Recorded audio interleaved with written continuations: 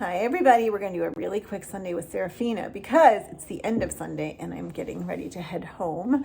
I hope everybody is surviving the cold and the end of winter. Serafina's doing great, so is Oreos, because they're inside and they're very, very content inside. All right, we're sitting in front of the big picture window. I thought I'd give a couple things. I'm going to post some stuff on grain-free diets. I had one day where every dog that I saw was on a grain-free diet, and we had quite a few long discussions. And then I reached out to the people at Towson, so the CVCA group, so the cardiologists that we refer to. I reached out to them and they sent me some guidelines, so I'm going to post that.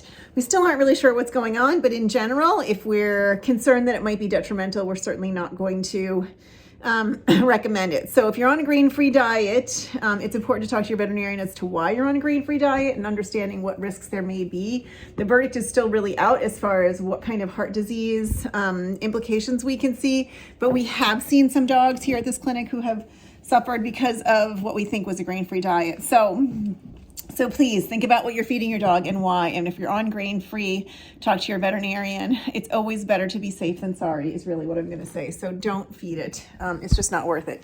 If you are getting advice from the people that sell you the grain-free food, then ask them if they're going to be accountable if something happens to your dog. I had another heated discussion with somebody who sells food who told me that grain-free diet is perfectly fine for dogs. And they were advising it for 8-week-old puppies.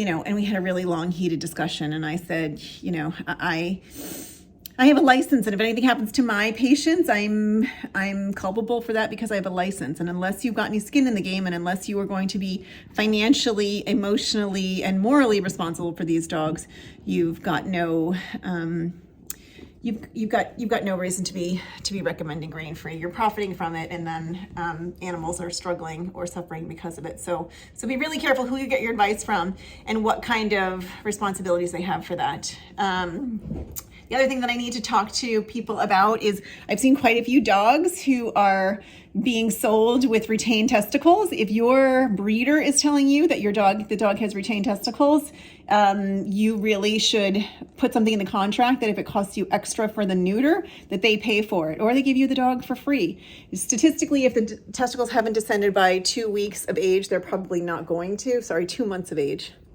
They're probably not going to. So it's something that the breeder needs to be telling you and then standing behind.